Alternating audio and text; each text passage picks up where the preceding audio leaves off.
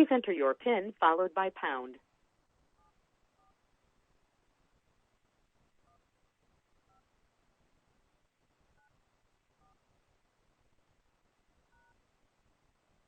Please wait.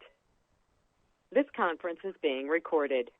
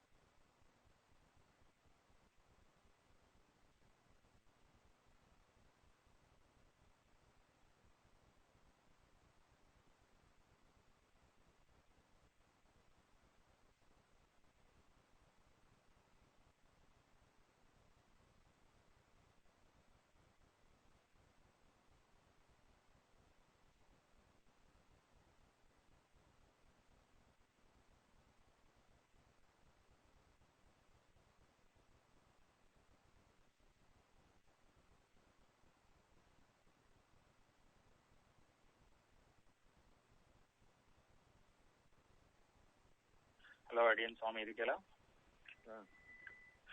சுவாமி ஏலியாச்சு. அடியன் திருவிழாப்படி ஆரம்பிச்சுக்கலாம் சுவாமி. ஆரம்பிக்கலாம் இல்லையா?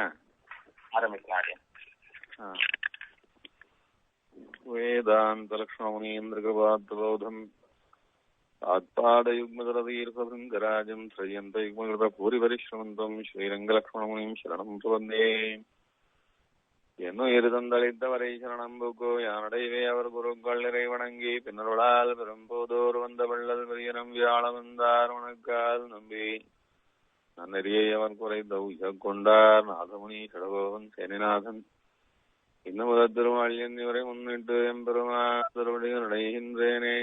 சமஸ்த ஜனனீம் வந்தே சைதன்ய சந்நிதாயினீம் ஸ்ரேயசீம் ஸ்ரீனிவாசஸ்ய கருணாமிவ ரூபிணீம் கமப்யனவரும் வந்தே கருணாபருணாலயம் ீலதடத்தானாம் திசந்து மே தேவ சதாத்வதீயாதயாதரங்கானுச்சரா கடாட்சாः ஸ்ரோத்ரேஷ பும்சாம் அமிர்தம் க்ஷரந்தீம் சரஸ்வதீம் சம்ஸ்கிருத காமதேனும்.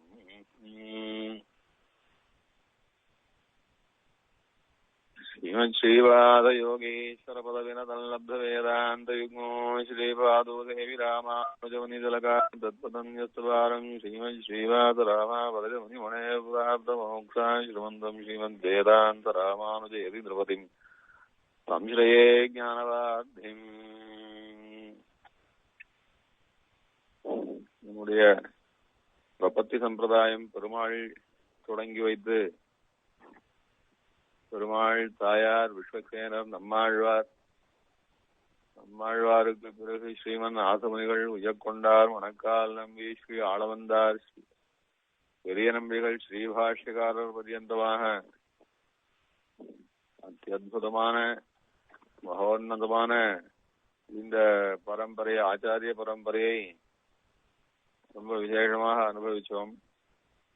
பாஷ்யக்காரருக்கு பிறகு பல கலைகள் ஸ்ரீ வைஷ்ணவ சம்பிரதாயத்திலே ரொம்பவும் உயர்ந்ததான இந்த பிரபத்தி மார்க்கத்தை லோகத்திலே வியாபிக்க செய்து கொண்டு வளர்ந்து கொண்டிருந்தன. அதுல பாஷ்யக்காரருடைய அத்தியந்த அபிமதமாய் அவருடையதான திருவுள்ளத்தை எல்லாம் காப்பாற்றியதாய் அவருடைய கிரந்தங்களுக்கெல்லாம் விசேஷமான வியாக்கியானங்களையும் செய்தருளியதாய் அத்தாலே பாஷ்யக்கார சம்பிரதாயம் இதுதான் என்று சொல்லப்படும்படியாய் அமைந்திருப்பது சுவாமி நிகமாந்த மகாதேசிகனுடையதான பிரபாவத்தினாலே இந்த தேசிக சம்பிரதாயம் தான். பாஷ்யக்காருடைய சிஷ்யர் பிள்ளான், அவருடைய சிஷ்யர் நடாதூரம்மாள், அவருடைய சிஷ்யர் பிள்ளான் எங்களாழ்வானுக்கு பிறகு நடாதுரம்மாளுடைய சிஷ்யர் அப்புள்ளார் சிஷ்யர் சுவாமி தேசிகன் என்று நாம் அனுபவிச்சுட்டு வந்தோம். அதே சமயத்துல ரகசிய பரம்பரை என்று சொல்லும்படியாக பாஷ்யக்காருடைய சிஷ்யர் மடப்பள்ளி ஆச்சான் கடாம்பி ஆச்சான்னு சொல்லுவோம். அவருடைய திருக்குமாரர் ராமானுஜ பிள்ளான், அவருடைய திருக்குமாரர் ரங்கராமானுஜ பிள்ளான், அவருடைய திருக்குமாரரான இந்த அப்புள்ளாரிடத்துல ரகசிய பரம்பரை, பகவத் விஷய பரம்பரை, ஸ்ரீபாஷ்ய பரம்பரை, கீதா பாஷ்ய பரம்பரை என்று எல்லாம் சேர்ந்து ஒரு கடலிலே வந்து தேங்கினார் போலே இருந்தது. அப்பேற்பட்ட அப்புள்ளாரிடத்திலே சுவாமி மகாதேசிகன் சகல வித்தியைகளையும் அதிகரித்து சம்பிரதாயத்துக்கு பிரதான ஆச்சாரியராக இந்த பிரபத்தி சம்பிரதாயத்தை பல முகங்களினாலே சம்ரட்சிச்சு நமக்கு கொடுத்தார். தேசியம் சம்பிரதாயத்தை ரட்சிச்ச பிறகு தேசிக சம்பிரதாயத்துக்கு அடுத்தடுத்து வந்த ஆச்சாரியர்கள் அதிலும் பல கிளைகள் உண்டாயிருந்தாலும் இப்பொழுது நம்முடைய ஆண்டவன் ஆசிரமம் என்று சொல்ல முடியாத ஆச்சாரிய பரம்பரையானது மேலும் மேலும் எம்பெருமானுடையவும் பிராட்டியனுடையவும் நம்மாழ்வாருடையவும் நாதவர்களுடையவும் பாஷ்யக்காரருடையவும் தேசியனுடையவும் பரிபூர்ண அனுகிரகத்தினாலேயே வளர்ந்து கொண்டு வருகிறது, அபிவிருத்தி அடைந்து கொண்டிருக்கிறது என்று நாம் நிதர்சனமாக பார்த்து கொண்டிருக்கோம். பல ஆச்சாரிய பரம்பரைகள் விட்டு போயின, சிஷ்ய பரம்பரைகள் அற்று போயின. அப்படியெல்லாம் இல்லாம இன்றளவும் இந்த கலியுகத்துல ஜீவாத்மாக்களை சம்ரக்ஷணம் பண்ண வேண்டும் என்று எம்பெருமானுடையதான ஒரு சம்பிரதாயமாகவே ஸ்ரீமத் ஆண்டவன் ஆசிரம பரம்பரை வளர்ந்து கொண்டு வருகிறது. இந்த ஆசிரம பரம்பரையிலே இப்பொழுது நாம் எந்த ஆச்சாரியரை அனுபவிக்க போறோம் என்று தொடங்கி என்றால், நம்மாண்டவன் எப்படி நம்மாழ்வார் என்று சம்பிரதாயத்திலே அசாதாரணமாக நம்மாழ்வார் என்று எல்லாரும் தன்னுடைய நெஞ்சோடே சேர்த்து சொல்லும்படியான பெருமையுடையவரோ, நம்பெருமாள் என்று எத்தனை பெருமாள் இருந்தாலும் அத்தனை ஸ்ரீ வைஷ்ணவர்களும் நம்பெருமாள் என்று சொல்லுவதாயிருந்தால், தன் கஷேத்திரத்திலே இருக்கிற பெருமாளை காட்டிலும் எல்லாரும் சேர்ந்து சொல்ல வேண்டிய பெருமாள் நம்பெருமாள் என்று திருவரங்கனா இருப்பாரோ, அதுபோல நம்பெருமாள் என்றால் திருவரங்கம்தான்.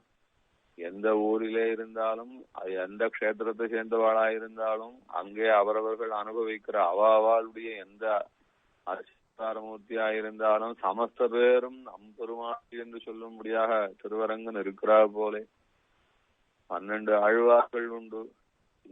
அந்தந்த ஊரிலே இருக்கிறவர்கள் அந்தந்த ஆழ்வார் கஷேத்திரத்திலேயே இருந்து அந்தந்த ஆழ்வார் ஆராதிச்சுருக்கிறவா.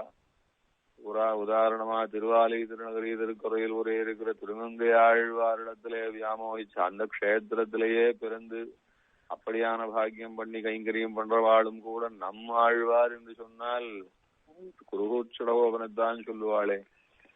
அப்படியாக்கும் ஸ்ரீவில்லிபுத்தூரிலே பிறந்து அங்கே பெரியாழ்வாருக்கு கைங்கரியம் பண்ணி கொண்டிருக்கிறார் மகாத்மாக்களும் நம் ஆழ்வார் என்று சொன்னால் பெரியாழ்வாரை சொல்ல வேண்டாம், திருக்குருகூர் சடகோபனை சொல்ல வேணும். அதுபோல எந்த கஷேத்திரத்திலேயும் பெருமாள் நம்பெருமாள் திருவரங்கன் தான். எந்த தேசத்திலேயும் ஆழ்வார் குருகூர் சடகோபன் நம் ஆழ்வார் தான். அதுபோல ஸ்ரீ வைஷ்ணவ சம்பிரதாயத்திலே எந்த சம்பிரதாயத்தை சேர்ந்தவாளும் நம் ஆண்டவன் என்று சொன்னால் ஆண்டவன் சம்பிரதாயத்தை சேர்ந்தவாளா இருக்க வேண்டாம். ஆனா சொல்லுவது நம்ம ஆண்டவன் என்று சொல்லும்படியாக இருந்தார்.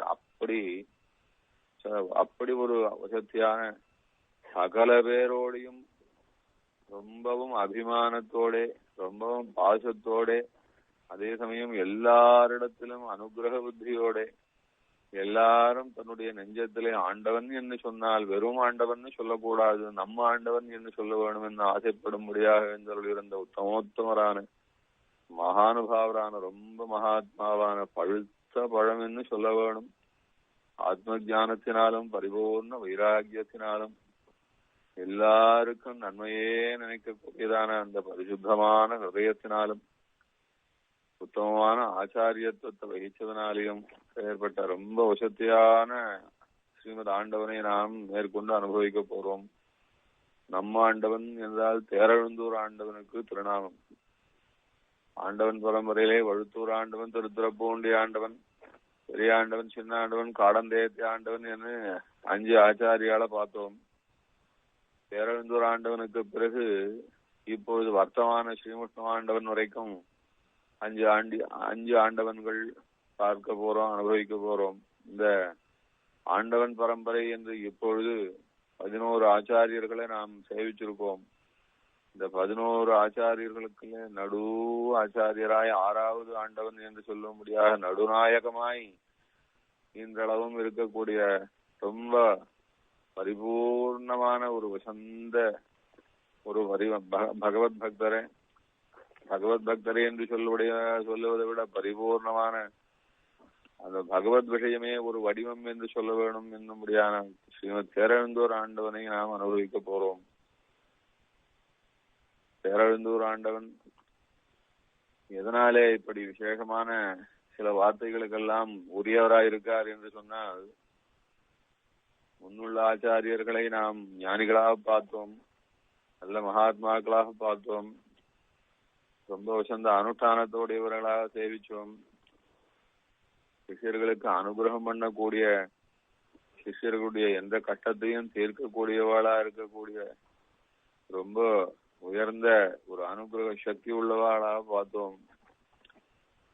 எல்லா ஆச்சாரியர்களையும் விட ஸ்ரீமத் தேரழுந்தூர் ஆண்டவரிடத்திலே இருந்த ஒரு தனி பெருமை சமஸ்த பேரோடையும் சமஸ்த சிஷ்யர்களோடையும் சமஸ்த ஸ்ரீ வைஷ்ணவர்களோடையும் பொது ஜனங்களோடையும் ஸ்ரீமத் தேரழுந்தூர் ஆண்டவன் பழகும் விதம் அப்படி அத்யுதம் இருக்கு.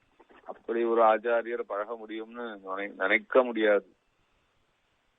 லௌகிகத்திலேயும் அத்தனை பேரோடையும் தன்னுடைய அந்த ஆண்டவன் என்கிறதான அந்த ஆச்சாரியத்துவத்தை கொஞ்சமும் குறைச்சுக்காம அதே சமயம் ஒவ்வொருவரிடம் நெருக்கமாக பழகும் போது ஒரு ஆச்சாரியர் என்று நினைச்சா ஆண்டவன் நினைக்கும்படியாக அவ்வளவு நெருக்கமாக பழகினார்.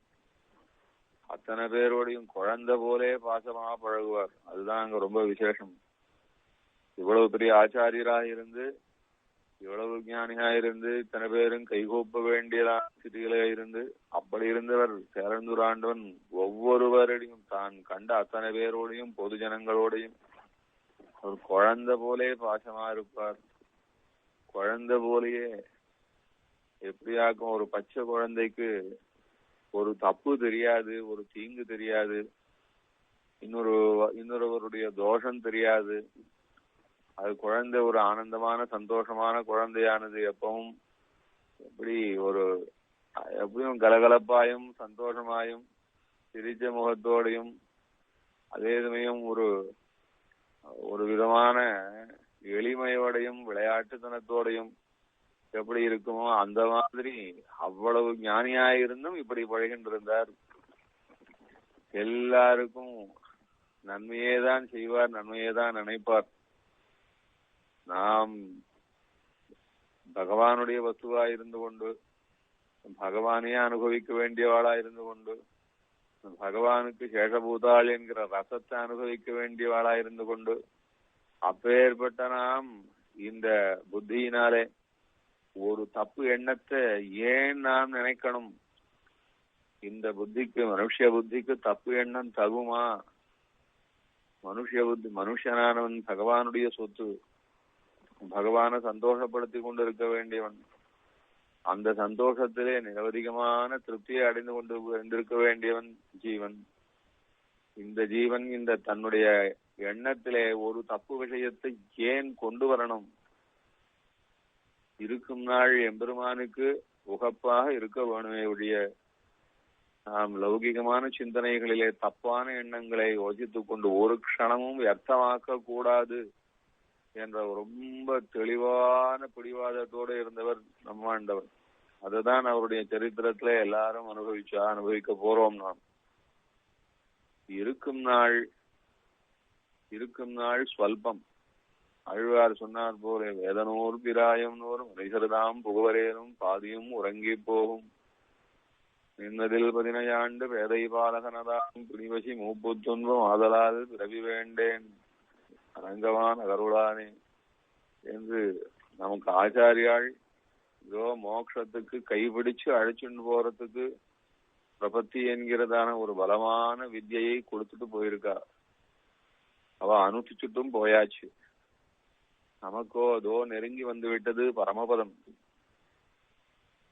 அனாதியான ஜீவன் எடுத்துக்கொண்டிருந்த இந்த சம்சார பரம்பரைகளிலே எத்தனை ஜென்மங்கள் எடுத்தாச்சு. விலங்குகளாகவும் பறவைகளாகவும் பூச்சிகளாகவும் மனுஷனாகவும் இன்னும் யக்ஷ ராட்சச தேவர்களாகவும் கந்தர்களாகவும் எத்தனையோ முறை ஸ்திரீகளாகவும் புருஷாலாகவும் இப்படி அல்லல் பட்டதான இந்த ஜென்மங்கள், இந்த கோடி ஜென்மங்களுடைய முடிவை நெருங்கியாச்சு.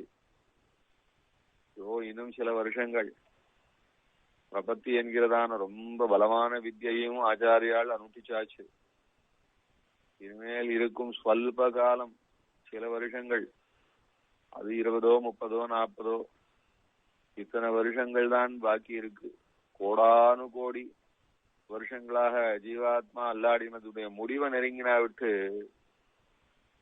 நம் பெருமாளோட கலந்துர போறோம். அந்த சமயத்துக்கு முன்னாலே இருக்கிற இந்த சொல்ப காலத்திலே எதற்கு புத்தியிலே கெட்ட எண்ணங்கள், எதற்கு பாபமான சிந்தனைகள், ஏன் காமம் குரோதம் எல்லாம் வர வேணும், எந்த துட்டமான நினைவுகள்லாம் விலக்கிட்டு ஆனந்தமான சிந்தனைகளும் பகவானுக்கு உரியவர்கள், பகவானுக்கு சேஷபூதாள், பகவானுடையதான பிரியமான வஸ்து நாம் என்றதான எண்ணத்தோட எல்லாரையும் நல்ல விதமாகவே நினைச்சு கொண்டு எப்பொழுதும் நாம் நம்மிடத்திலே ஏதாவது தோஷம்னு ஏற்பட்டதுன்னா ஐயோ இந்த தோஷத்தை ஏன் தான் நமக்கு பெருமாள் ஏன் தான் இப்படி கொடுத்தாரோ, அந்த பெருமாள் தான் நம்முடைய இந்த தோஷத்தை பரிபூர்ணமாக களைஞ்சுடனும், இனிமே அறவே நமக்கு இருக்கவே கூடாது இதையும் பெருமாள் தான் நமக்கு கொடுக்கணும். இந்த தோஷம் நமக்கு வரக்கூடாது என்கிறதான புத்தியையும் பெருமாள் நமக்கு எப்பவும் கொடுத்துட்டே இருக்கணும் என்று சதா ஆத்மசோதனம் பண்ணி தன்னை அவ்வளவு ஒரு சுத்தமான ஸ்படிகம் போலே வைத்திருந்தார் நம்ம ஆண்டவன் தெரிஞ்சவாள். நம்ம ஆண்டவனை பத்தி ஆச்சாரியாளிடத்திலே கேட்டவாளுக்கு தெரியும். நம்ம ஆண்டவனை பத்தி சில நூல்களிலே சொல்லப்பட்டிருக்கிறத அனுபவிச்சா தெரியும்.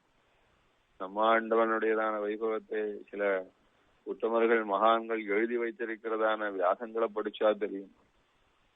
அதுதான் நம்ம ஆண்டவனுடைய குண விசேஷங்களை மாத்திரம் ரொம்பவும் நினைச்சு பார்த்து அனுபவிச்சு நாமும் அதனாலே சுத்தி அடையக்கூடிய உயர்ந்த நம்ம ஆண்டவன்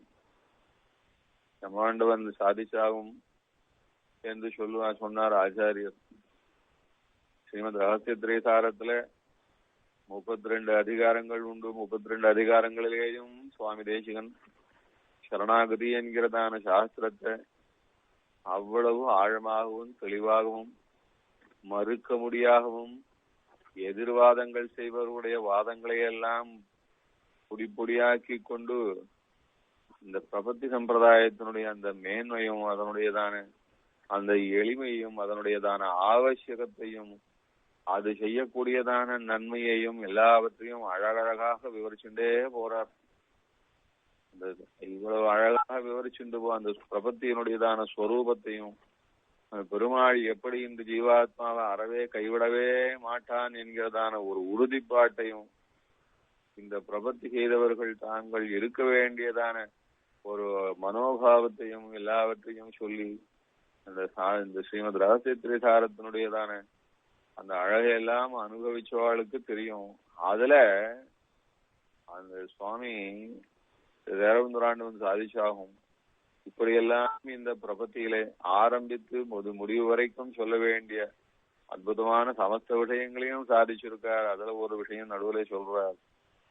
இந்த பிரபன்னன் இருக்க வேண்டிய சுவாவத்தை சொல்றார். ஆக அந்த ரகசிய திரைசாரத்துல 2 விஷயம் முக்கியம். பிரபத்தி என்கிற சாஸ்திரமானது அதை அனுஷ்டிச்சவாளுக்கு கிடைக்கக்கூடிய பெரிய லாபத்தை சொல்றது. இன்னொன்னு அதுல முக்கியமாக ஸ்வனிஷ்டாபிஜானாதிகாரம் என்று வரும். அந்த ஸ்வனிஷ்டாபிஜானாதிகாரத்துல இந்த பிரபன்னன் எப்படி இருக்கணும்னு சொல்லுவார். அப்படியே எப்படின்னா பழுத்த பழம் போல ரொம்பவும் இனிப்பா இருக்கணும். அது எப்படின்னு வர்ணிக்கிறார் சுவாமி. இந்த பிரபன்னனானவன் அந்த மனப்பக்குவம் எப்படி இருக்கணும்னா அந்த மனப்பக்குவம் அத்தனையையும் கடைபிடிக்கிறது ரொம்ப கஷ்டம். ரகசிய திரைசாரத்திலே சொன்ன பிரபத்தியை எல்லாரும் அனுப்பிச்சுடுவா. ஆனா ரகசிய திரைசாரத்திலே சொன்ன இந்த பிரபன்னனுடைய மனப்பக்குவத்தை அனுஷ்டிக்கிறது என்பது அநேகமாக ரொம்பவும் முடியாது. சில பேர் 1% அனுபவிச்சா அனுஷ்டிப்பா, 2% அனுஷ்டிப்பா, 3% அனுஷ்டிப்பா. அது ரொம்பவும் அந்த ஸ்வனிஷ்டாபிஜானாதிகாரத்திலே சுவாமி சாதிக்கிற விஷயத்தினுடைய சுருக்கம் என்னன்னா, மனுஷனுக்கு காமக்ரோதங்களும் லோகமோகங்களும் மத ஆச்சரியங்களும் எப்படியோ மனசுல ரொம்பவும் மேல மேல மேல மேல அது எப்பேற்பட்டதுன்னா அப்படியே மனசுல மேலும் மேலும் மேலும் மேலும் மேலும் பெரிய பள்ளத்தை உண்டாக்கிண்டே இருக்குது. ஸ்வனிஷ்டாபிஜானம் சுபகம் அபவர்காது உபனதாது என்பதாக சாதிக்க. அந்த ஸ்வனிஷ்டாபிஜானமானது ரொம்ப மோட்சத்தை விட ரொம்ப உசந்தது. மோட்சானந்தத்தை விட ரொம்ப அபூர்வமான ஆனந்தம் ஸ்வனிஷ்டாபிஜானம். ஆனா அந்த ஸ்வனிஷ்டையே இல்லாதவாளுக்கு என்ன ஆகும்னா அப்படியே காமமானது மனதிலே பெரிய பள்ளத்தை பறிக்கும், கோபம் பள்ளத்தை பறிக்கும், மோகம் பள்ளத்தை பறிக்கும், மதம் ஆச்சரியங்கள்லாம் ஒரே பள்ளத்தை பறிக்கும். அப்படி பறிக்க பறிக்க அந்த காமத்தையும் கோபத்தையும் இன்னும் அதற்கு ஏதாவது தீனி போட்டு வச்சோம்னா அந்த தீனியே போய் திருப்பியும் பள்ளத்தை பறிக்கும். அதுபோல காமக்ரோத லோப மோக மதம் ஆச்சரியங்கள்லாம் இந்த மாதிரியான துர்குணங்கள்லாம் மனசுல மேலும் மேலும் அதை நிரப்ப நிரப்ப அந்த வஸ்துக்களே போய் பள்ளத்தை பறிச்சு பறிச்சு எப்பேற்பட்ட பள்ளத்தை ஏற்படுத்தி இருக்கும்னா ஒரு பள்ளத்தாக்கு மலை பள்ளத்தாக்குன்னு சொல்லக்கூடாது. இது ஆகாசம் எவ்வளவு பெரிய பள்ளமோ அந்த மாதிரியான பள்ளத்தை மனசுக்குள்ளே உண்டாக்குறது. ஆகாசம் பள்ளம்னு சொல்லக்கூடாது. ஆனா ஆகாசத்துல எவ்வளவு இடம் இருக்கோ அத்தனை அளவுக்கு இடத்தை மனசுக்குள்ளே பள்ளமா பறிச்சு வைக்கிறது காமக்ரோதங்கள். இத போட்டு நிரப்ப நிரப்ப நிரப்ப இன்னும் பறிக்கிறது. இது எல்லா பள்ளத்தையும் நிரப்புறதுக்கு ரொம்ப நல்ல ஒரு வழி இருக்கு. என்னன்னா ஸ்வனிஷ்டாபிஜானம்னு சாதிக்கிறார் சுவாமி. ஸ்வனிஷ்டாபிஜானம்னா இந்த ஆத்மஸ்வரூபமானது என்ன, இந்த ஆத்மஸ்வபாவமானது என்ன, இத உள்ளபடியே அறிந்து கொண்டு அனுபவித்துக் கொண்டிருந்தா இந்த பள்ளம் எல்லாம் மொத்தம் தூர்ந்து போய் நிரம்பி போய் இதுக்கு மேலே அந்த பள்ளமே வராது. அங்க காமத்தினாலும் கோபத்தினாலும் மதம் ஆச்சரியங்களினாலும் யோகத்தினாலும் வரக்கூடிய பள்ளங்கள்லாம் மனசுல வராது. எல்லாம் அப்படியே கான்கிரீட் போட்டு அடைச்ச மாதிரி ரொம்ப ஸ்திரமா போயிடும். அதுக்கு என்ன பாவம் வேணும்னு சாதிக்கிறார். அந்த ஆத்மஸ்வரூபத்திலையும் ஆத்மஸ்வபாவத்திலையும் என்ன ஒரு உறுதிப்பாடு வேணும். அந்த நினைவு எப்பவும் இருந்து கொண்டிருக்கணும் அப்படின்றதுக்கு விவரிக்கிறார். அவனுக்கு அந்த நினைவெல்லாம் இருக்கா, நமக்கு அப்பேற்பட்டதான பாவம் வந்துடுச்சா ஏந்து நினைச்சு பார்த்துக்க சாமர்த்தியம் இருந்ததுன்னா நமக்கு சுனிட்ட வந்துடுச்சு. அதுக்கு ஒரு திருஷ்டாந்தம் நல்ல விஷயங்கள் நிறைய சாதிக்கிறார். அதுல ஏதாவது ஒண்ணு ரெண்டு சொல்றேன். அந்த மாதிரியான பாவம் இருந்தது. அதுதான் திறந்துராண்டவனுக்கு. உற்பத்தி ஸ்திதி நாசானாம் சிதோ சிந்தா குதஸ்தவ யதோத்பத்தி யதா நாசா சித்தத்வத் பவிஷ்யதி. பிரபன்னனை பார்த்து உபதேசம் பண்றார் சுவாமி நிகமாந்த மகாதேசிகன். பிரபன்னர்கள் என்ன மனோபாவத்துல இருக்க வேணும்னு அது சாதிக்கிறார். அப்பா ஒருத்தன் தான் பணக்காரனா பிறக்கணும், மேதாவியா பிறக்கணும், நோயில்லாதவனா பிறக்கணும், வீரபுருஷனா பிறக்கணும், சக்கரவர்த்தியா பிறக்கணும் என்று ஆசைப்பட்டு கொண்டு ஆசைப்பட்டதுனாலே அப்படி பறந்துட முடியுதா? தான் பிறக்கும் போது தன் வசம் இல்லாம எப்படியோ எங்கேயோ விதி சுழட்டி போட்டது. அப்படியா அந்த சுழட்டி போட்டதுனாலே ஒரு அப்பா அம்மாவுக்கு ஒரு புழுவா ஒரு குழந்தையா பிறக்கிறது. அந்த மாதிரி பிறக்கும் போது யாராவது ஏன் தான் இங்கதான் வேறொரு இடத்துல பிறந்திருக்கலாமேன்னு நினைச்சுட்டு மாத்தி பிறக்க முடியுதா? யதோத்பத்தி அப்படின்னு எப்படி உற்பத்தியானது ஒரு மனுஷனுக்கு தன் வசத்துல அறவே கிடையாதோ. சரி ஆச்சு, பிறந்தாச்சு, ஒரு அப்பா அம்மாவுக்கு பிறந்தாச்சு. நம்மாலே அந்த அப்பா அம்மாவை மாத்தி வேறொரு அப்பா அம்மாவுக்கு பிறந்திருக்க முடியாது. அது எல்லாரும் ஒத்துப்பா. இதை யாரும் வாய் வீம்பு பேசி நான் அந்த அம்மாவுக்கு பிறந்திருப்பேன் இந்த அம்மாவுக்கு பிறந்திருப்பேன் இது வரைக்கும் இந்த ஜகத்திலே இப்படி வீராப்பு பேசக்கூடியவன் ஒருத்தனும் கிடையாது. அந்த மாதிரி முட்டாள் ஒருத்தனும் கிடையாது. அந்த அளவுக்கு எல்லாரும் புத்திசாலி தானே. அப்புறம் அடுத்த விஷயம் சொல்றார். சரி, இத்தனை நாள் இருப்பான் என்று அவன் தலையெழுத்து போட்டாச்சு. இத்தனை நாள், இத்தனாவது நேரம், இத்தனாவது நிமிஷம், இத்தனாவது விடி, இத்தனாவது நொடி ஆட்சி இதோட இவனுக்கு எல்லாம் விடிஞ்சு போச்சு. இனிமேல் ஒரு க்ஷணம் கூட ஜீவிக்க முடியாது அப்படின்னு இருக்கிற அந்த நேரத்துல இவன் இல்ல இன்னும் ஒரு 10 நாள் கழிச்சு நான் போய்க்கிறனே, இன்னும் ஒரு 10 நாள் நன்னா ஜீவிச்சுக்கிறனேன்னு ஒத்தனாவது சொல்ல முடியுமா? யதா நாசா அப்படின்னு. எப்படி உற்பத்தியானது நம்ம கையில இல்லையோ, எப்படியானது முடிவானது நிச்சயமாக நம்ம கையில இல்லையோ, இதே போலத்தான் நடுவுல இடைப்பட்ட வாழ்க்கையில இருக்கிற ஒவ்வொரு க்ஷணமும் நம் கையில இல்ல. ஆனா உற்பத்தி நம்ம கையில இல்லைன்னு நன்னாவே தெரிஞ்சுட்டு இருக்கான். போறதுன்றது நம்ம கையில இல்ல, பிரயத்தனப்பட்டு பாக்குறா. ஆனா இருந்தாலும் ஒன்னும் செய்ய முடியல. அது மாத்திரம் தெளிவா இருக்கா. எப்படியா இருந்தாலும் ஒரு நாள் முடிவு உண்டு, நம்மாலே ஒன்னும் செய்ய முடியாதுன்னு தெரிஞ்சுட்டு இருக்கா. நடுவுல இருக்கிற ஒவ்வொரு க்ஷணமும் மாத்திரம் நம்மாலே நடக்கிறதுன்னு நினைச்சுட்டு இருக்கா. இதுதான் தப்பு என்று மகர்ஷியினுடைய வாக்கியத்தை சுவாமி தேசிகன் எடுத்து காட்டி சொல்ற. உற்பத்தி ஸ்திதி நாசானாம் சிதோ சிந்தா குதஸ்தவ யதோத்பத்தி யதாநாஜா சிதிஸ்தத்வத் பவிஷ்யத்தின்னு சொல்லியிருக்கே. அதுபோல நடுவுல இடைப்பட்டதான வாழ்க்கையெல்லாம் கூட உற்பத்தி எப்படி பகவத் இஷ்டமோ, எப்படி நம்முடைய முடிவு எப்படி பகவானுக்கு இஷ்டமோ, அதுபோல இடைப்பட்ட காலமும் பகவானுக்கு தான் இஷ்டப்பட்டு நடக்கிறது. பகவானும் நம்முடைய கர்மா பிரகாரம் தான் நடத்திட்டு போறான். அதனால நாமாவது செய்து கொண்டு சாதிக்க கூடியது மாற்றக்கூடியது ஒண்ணும் இல்ல என்பதனால ரொம்ப தெளிவாக நடப்பதெல்லாம் பெருமாளுடையதான ஆக்ஞையினாலே நடக்கிறது. ஆக்ஞையும் கர்மானுரூபமாக நடக்கிறது. இதுல நாம் இருக்க வேண்டியது இனிமேல் எந்த பொல்லாத்தனமும் பண்ணி கொள்ளாம, எந்த துஷ்டத்தனமும் செய்யாம, நம்முடைய கர்மாவானது நம்ம மேலும் அதை அசிங்கப்படுத்தாம, நம்ம கஷ்டப்படுத்தாம நாம் இருக்கணும்னா இப்பொழுது இருக்கிற மனோபாவமானது ரொம்ப சுத்தமான மனோபாவத்தோட, எந்த விதமான தீங்கையும் மேற்கொண்டு யாருக்கும் மற்றவருக்கும் தனக்கும் நினைச்சு கொள்ளாம, மனதானது எந்த விதமான மற்றவர்களுக்கு தீங்கு செய்யக்கூடாது, அந்த தீங்கு நினைப்பு வரக்கூடாது என்றதான பாவத்தோட இருந்தாலே இந்த ஆத்மாவானது நல்லபடியான வாழ்க்கை நடத்துறான்னு அர்த்தம் என்று அத இந்த மாதிரியான பாவம் திறந்துராண்டவனுக்கு ரொம்ப உண்டு. ஆரம்பம் நமக்கு இல்ல, முடிவு நம்மிடத்துல இல்ல.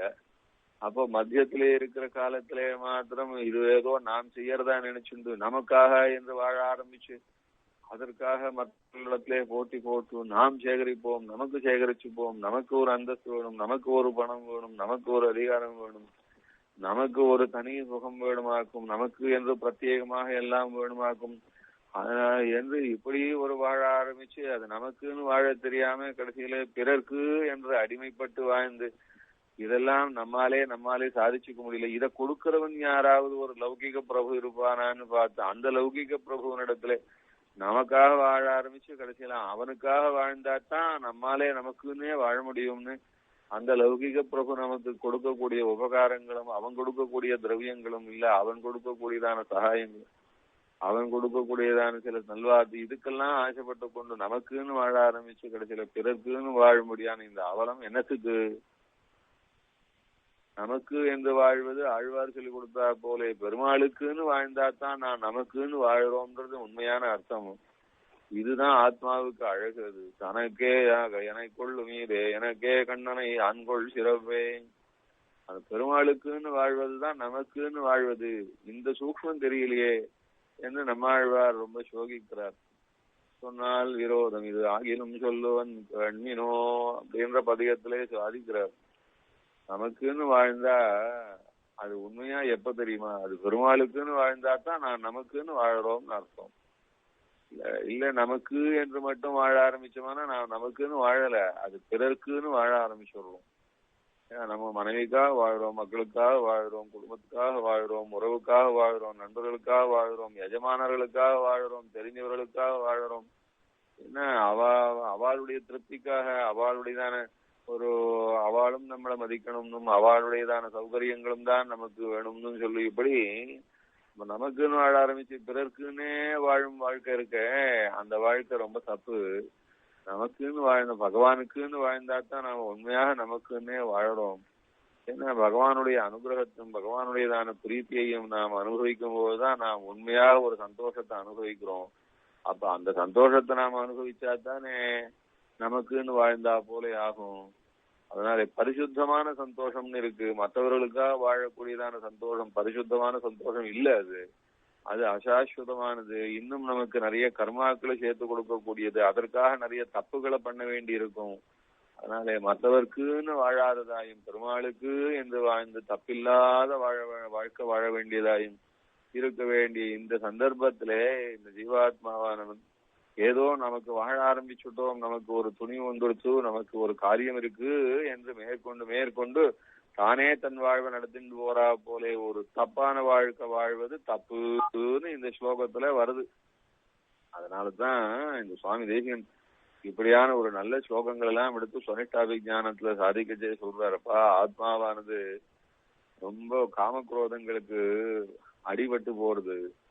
ஏன் காமக்ரோதம் வருது? ஒருத்தன் நம்ம பார்த்து சொல்றான், நம்ம ஒருவேளை நம்ம கருப்பா இருக்கோம்னா நம்ம பார்த்து ஒருத்தன் கருப்பா அப்படின்னு வைக்கிறான், குண்டா இருந்தா குண்டோதரான்னு சொல்றான், பல்லு கோணலா இருந்துன்னா கோணப்பல்லுன்னு சொல்றான், கண்ணு நன்னா இல்லை அப்படின்னா முண்டை கண்ணுன்றான், ஒன்றரை கண்ணுன்றான். இதெல்லாம் நான் நினைச்சு பார்த்து ஐயோ நம்ம வைக்கிறானேன்னு சொல்லி நம்ம அவனிடத்துல நமக்கு பிடிக்காம போறது.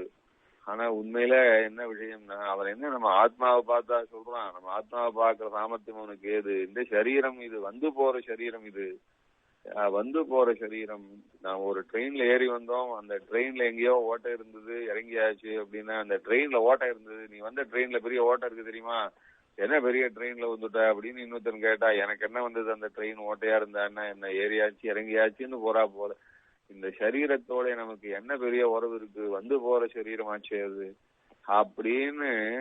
அதனால அவனிடத்து அடாடா என்ன அஜ்ஞானி பத்தி, ஆத்மஸ்வரூபத்தை பத்தி கொஞ்சமும் தெரியாதே, அழியிற சரீரத்தையே பார்த்து ஏதோ உளறின்னு இருக்கானே அவன் சேர்ந்து நமக்கோடும். நம்முடைய ஆத்மாவுக்கும் நம்முடைய சரீரத்துக்கும் கூட நெருக்கம் கிடையாது, உறவு கிடையாது, பந்தம் கிடையாது. நமக்கு பெருமாளுக்கு மாத்திரம்தான் எல்லா உறவும் எல்லா விதமான நெருக்கமும் என்று நினைச்சுண்டு யாருக்கு நினைச்சுட்டு தெரியுறதோ அவன் உண்மையிலேயே ஆத்மனிட்டன் என்று இப்படியாக நிறைய விஷயங்கள்லாம் சாதிக்கிறார். இந்த விஷயங்கள் எல்லாத்தையும் அனுபவத்துல வச்சுட்டு இருந்த மகான்னா அந்த அம்மாண்டவன் பேரவந்தூராண்டவன் தான் சொல்லணும். அதனால இப்ப சொனிட்டா விஞ்ஞானத்தை சொல்ல வரல, அந்த அதிகாரத்தை பத்தி விஸ்தாரமா சொல்ல வரல, அது ரொம்ப விஷயம். அது சுவாமியினுடையதான கிருபை எப்படின்னா, எல்லாரிடத்திலும் சத்தியமானசியத் பாவம் சபந்தம் அதிகச்சதி சபதா எத்கிருதம் புண்ணியம் சத்தியமானந்த கச்சதின்னு சுவாமி தேசிகன். நம்ம ஒருத்தர் தோஷமா நினைச்சார், தப்பா பேசினார் என்று சொன்னால் அடுத்த க்ஷணம் நம்முடைய புண்ணியமெல்லாம் அவருடைய புண்ணியமெல்லாம் நமக்கு நம்முடைய பாபம் எல்லாம் அவருக்கு போறதுன்னு சாஸ்திரம் சொல்றது. ஏன் தான் இப்படி நம்மிடத்தே விரோதம் பாராயத்து நம்ம பத்தி தப்பா பேசி நம்மளிடத்திலே காமக்ரோதங்களை கொட்டி ஏன் தான் அவன் நம்மிடத்திலிருந்து என்ன வாரிண்டு போறான், நம்ம பாவத்தை வாரிண்டு போறானே, நாம் அனுபவிக்க வேண்டிய பாவத்தை அவன் அனுபவிப்பதற்காக ஆசையா அள்ளிண்டு போறானே, ஏன் இப்படி என்று ரொம்ப நாம் வருத்தப்படணும்னு.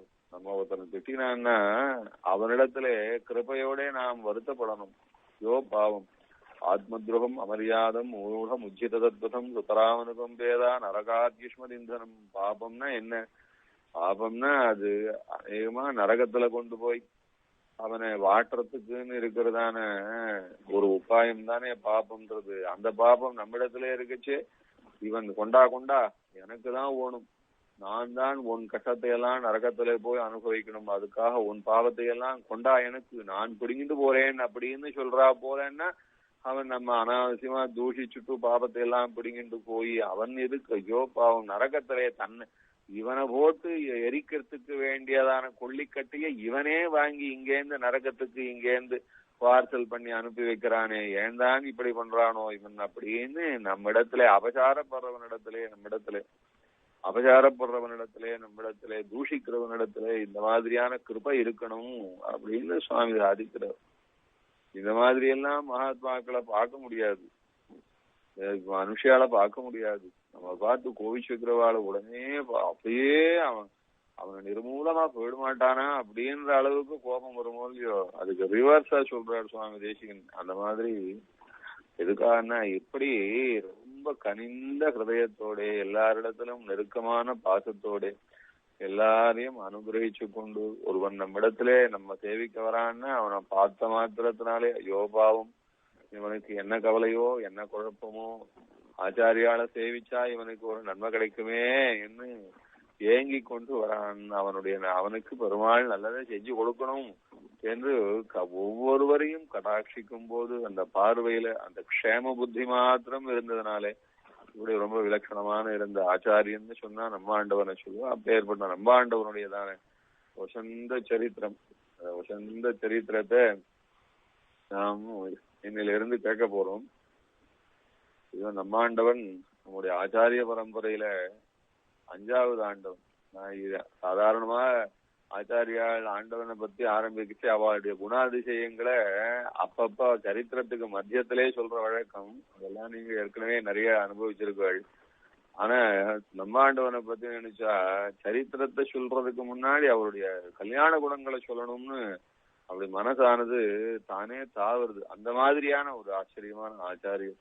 அந்த ஆச்சாரியர் இப்போ சமீபத்துல எழுந்தார் என்று நினைக்கும் போதுதான் இந்த காலத்திலே இப்படி கூட ஆச்சாரியால் இருந்திருக்க முடியுமா, இவ்வளவு பரிபூர்ணமான ஒரு பரிசுத்தாத்மா இருந்திருக்க முடியுமான்னு அதை பிரமிக்க வேண்டும்படியான ஆச்சாரியர். அந்த அப்பேற்பட்ட ஒரு பிரமிப்புலதான் முதல்ல கொஞ்சம் ஆண்டவனை பத்தி சொல்லும்படியாக அடியனுக்கும் அந்த தாவி வந்துட்டேன். தேரவந்தூர் ஆண்டவனுடையதான சரித்திரத்தை சொல்ல ஆரம்பிச்ச இடத்துல அவருடைய சரித்திரத்தை விஸ்தரிக்க வேண்டிய இடத்துல குணாதிசயங்களை ஏன் விஸ்தரிக்க வேண்டும்படியாக அதான் எதனாலன்னா அந்த நம்மாண்டவன் என்றதான திருநாமம் அப்படி சொல்ல வைக்கிறது. அப்படியா சுவாமி நம்மாண்டவன் தேரழுந்தூர் ஆண்டவனை பற்றி நாம் அனுபவிக்க போறோம். தேரழுந்தூர் ஆண்டவன் தேரழுந்தூர் என்கிறதான க்ஷேத்திரம், அந்த க்ஷேத்திரத்தை சேர்ந்தவராக்கும். பூர்வத்துல தேரழுந்தூர் க்ஷேத்திரம் ரொம்ப ஆழ்வார் ரொம்ப அனுபவிச்ச க்ஷேத்திரம். திருவங்கை ஆழ்வார் 40 பாசுரங்களாலே அனுபவிக்கிறார். எம்பெருமான தேவாதிராஜனை அனுபவிக்கிறார். தேவாதிராஜன் என்று கோசகன்னு சொல்லுவா, தேவாதிராஜன் சொல்லுவா. தேரழுந்தூர் க்ஷேத்திரம் ரொம்ப ஆச்சரியமான க்ஷேத்திரம். அது 40 பாசுரத்தினாலே திருவுக்கும் திருவாகிய செல்வா தெய்வத்து கரஜே செய்ய கண்ணா ஒரு பச்செஞ்சுடராழி வல்லானே உலகுண்ட உருவா திருமாறுவா ஒரு சொற்காட்சி உய்யுமாயனால் உலகின் ஐவர் என்னுள் புகுந்து ஒழியாதருவித்தின் அஞ்சினின் அடைந்தேன் அழுந்தோர் மேல் திசை நின்னவம்மானே. ரொம்ப உருக்கமா சேவிக்கிறார் தேரழுந்தூர் எம்பெருமானே. தேவாதிராஜ பெருமானை ஆமருவியப்பனை சேவிக்கிறார். ஆமருவி நினைமே தாமரரு கோமான் அணி எழுந்தோர் நின்றானுங்க இன்றே சென்று நீ மருவி அஞ்சாதே நின்னோர் மாறு நின்ன என்றாள் எந்திரையே இறங்கிக்கானே ஆமருவி நிறைமேத்த அமரரு கோமான் அணி எழுந்தோர் நின்றானுங்க இன்றே சென்று. நெஞ்சத்தை பார்த்து சொல்ல இன்னைக்கே போய் அந்த எம்பெருமானிடத்துல ஈடுபட்டு அவனையே சேவிச்சுண்டு அவனோடே பிரிவில்லாதான பெரிய சந்தோஷத்தை அனுபவிக்கணும்னு திருவங்கையாழ்வார் ஆசைப்பட்டார். அப்படியாக தேவாதிராஜன் கோசகன் ஆமருவியப்பன் செங்கமலவல்லி தாயாரிடத்துல ஈடுபட்டு கொண்டு எழுந்திருக்கிறது. தேரழுந்தூர் க்ஷேத்திரத்துல ஆச்சாரியர் தேரழுந்தூர் ஆண்டவன் 1872 வருஷம் திருவவதாரம். ஆவணி மாதம் பூரட்டாதி. இந்த சுவாமியினுடைய அந்த அவதார விசேஷம் என்னன்னா, அந்த ஆவணி பூரட்டாதி என்பது வழுத்தூர் ஆண்டவன், அந்த வழுத்தூர் ஆண்டவனுடைய திருநக்ஷத்திரம். அது முதலாண்டவன். ஆண்டவன் பரம்பரையிலே வழுத்தூர் ஆண்டவன் முதலாண்டவன். இப்பொழுது தேரழுந்தூர் ஆண்டவன் 6வது ஆச்சாரியர். 6வது ஆச்சாரியருடைய அவதார திருநக்ஷத்திரம் ஆவணி பூரட்டாதியே. வழுத்தூராண்டவன் எப்படி வேதாந்த ராமானுஜன் திருநாமத்தோட எழுந்தருள் இருந்தாரோ அதே போலயே இந்த சுவாமியும் அதே ஆவணி பூரட்டாதியிலே அவதரிச்சதுனாலே இவரும் அதே வழுத்தூராண்டவன் அவருடைய அபராவதாரம் என்று சொல்லும்படியாக இருந்தார் என்று பின்னால் அனுபவிப்பார். இந்த சுவாமியினுடைய கோத்திரம் பாரத்வாஜ கோத்திரம், ஈயுண்ணி வம்சம்.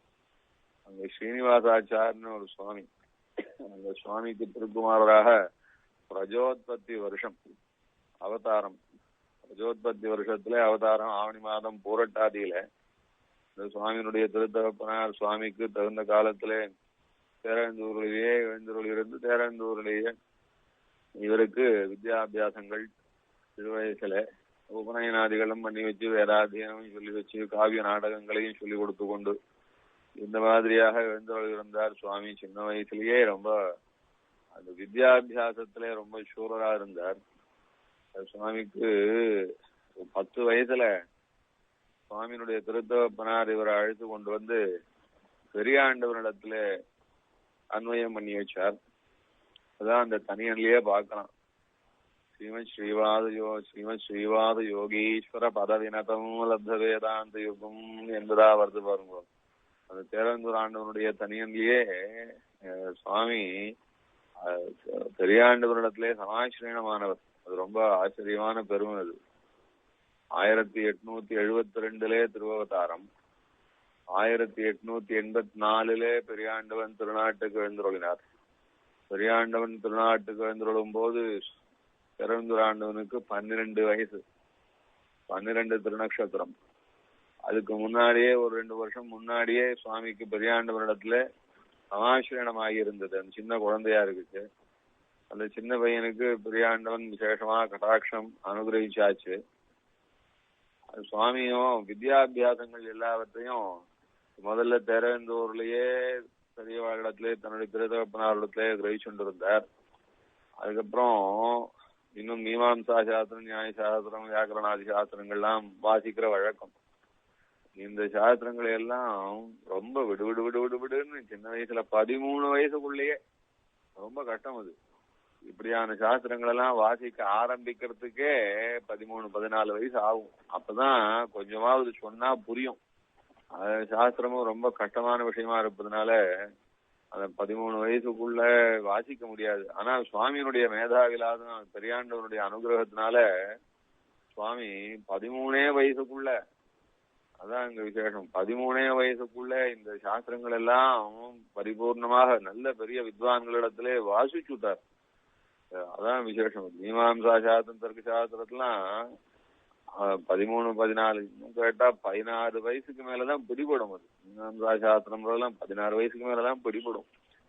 அதுக்கு முன்னாலே கொஞ்சம் கொஞ்சம் தான் பிடிபடும். ஆனா சுவாமியோ அதுல இருக்கிற ரொம்ப கஷ்டமான கிரந்தங்கள் உள்பட எல்லாத்தையும் அந்த 13 வயசுலயே வாசிச்சுட்டார்.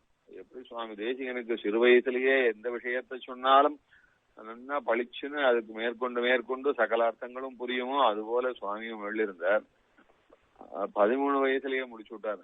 அதுல பெரியாண்டவனுடைய சிஷ்யாளா இருந்த விளக்குடி வேதாந்தாச்சார்னு ஒரு சுவாமி, அந்த காலத்துல விளக்குடி, மன்னார்குடி, வடுவூர் இந்த மாதிரி கஷேத்திரங்கள்ல ரொம்ப ஆசிரமத்து சிஷ்யால் ரொம்ப அதிகம்.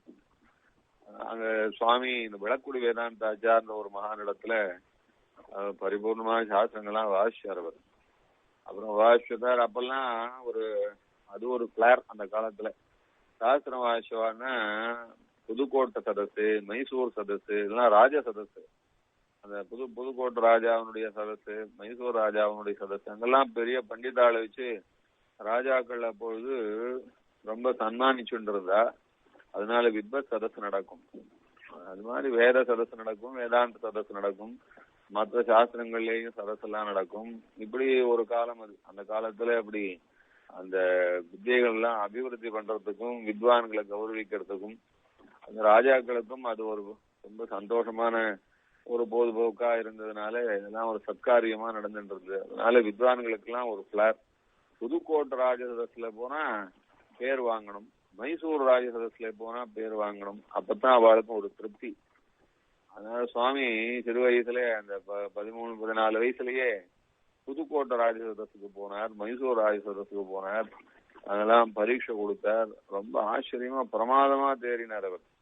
அதனால அந்த புதுக்கோட்டை சம்ஸ்தானத்திலே இந்த சேஷையா சாஸ்திரின்னு ஒருத்தர், அவர் திவானா இருந்தாராம். அப்போ அவருக்கு சுவாமி இந்த சிறு வயசுல என்னமா போடுற சதஸ்ல என்னமா வாக்கியார்த்தம் பண்றார் இந்த குழந்தை, என்ன ஞானியா இருக்கார் என்று அந்த சுவாமி இடத்துல அபிமானிச்சு 500 ரூபாய் கொடுத்தாராம்.